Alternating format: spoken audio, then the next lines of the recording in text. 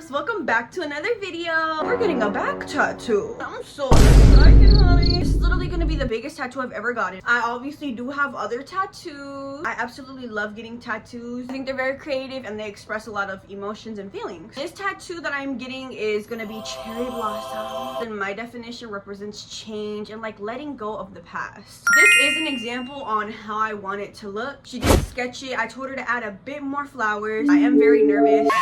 And y'all, I'm not gonna lie, I'm such a Whoa, hey. I am using numbing cream for this session. I'm not scurry and I'm not a wussy, okay? See, I already have a side tattoo and I know that it hurts. I already proved myself. I can handle the pain, so don't come for me. And I thought since this session is gonna be super long, I'm gonna be putting this on. So some of the things that I did today to prepare is I drank a lot of water. I was making sure that I was keeping myself hydrated. And I was on my iPad looking at a bunch of inspos, just making sure that this is what I really want. I was also making sure that I got a lot of rest, because if you do not rest, like that's just, no, that's horrible. Now I have been wanting this tattoo for about a year now, and I've just always been like, when do I get it? I gotta get that itch, okay?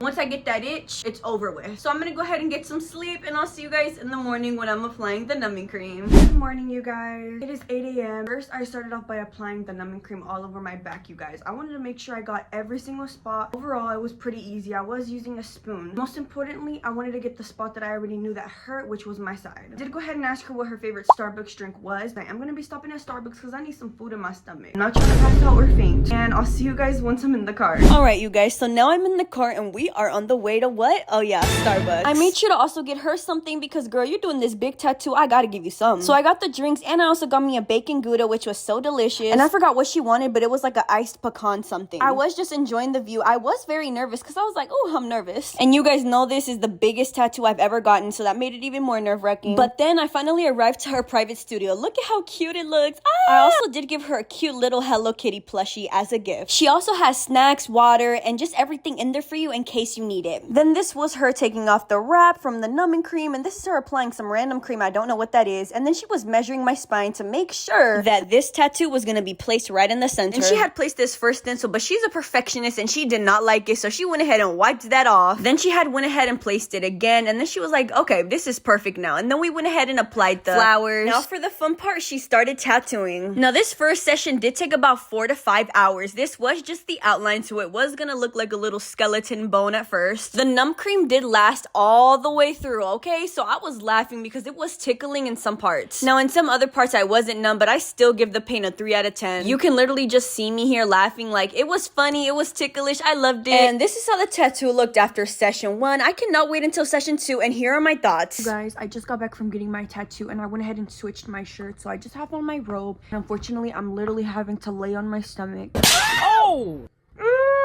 But I'm gonna keep you updated on the healing process, okay? Hey love, it is day 2 of the healing process, okay? It is very itchy.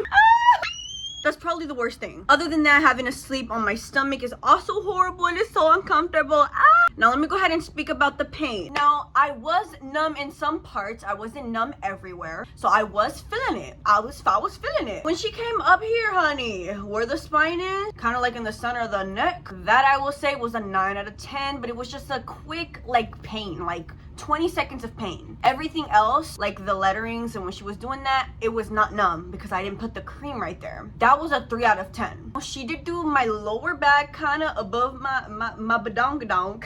You know what I mean? That had no numbing cream. I didn't expect to go that down, and I was a little nervous, but that was a 2 out of 10. It's definitely like the process update. But yeah, that was day 2, so I'll see you on day 3. Psych, I actually forgot to record the process. It was so itchy, but this was the day I was going to get my tattoo. Okay, I got her Starbucks and I made sure to eat before I arrived. Once I arrived to her private studio, we got started right away, and I cannot lie, y'all, I was laughing. The pain was paining, okay? The pain was so bad to the point where I was tearing up. This session right here did take about 8 hours, and I did not numb myself at all, so I felt every little pinch and scratch. Oh my god, this was me towards the end of the session. Okay, I was frustrated, I was tired, I was like, girl, when am I gonna get home? You guys, I look such a freaking mess. I literally got no sleep the day of the tattoo. I was too excited. The shading is already finished, but y'all, my back is so sore right now. I'll keep you updated on the healing process. The picture to the left was right after, and the picture to the right was 4 days after. And y'all, it was itching so bad.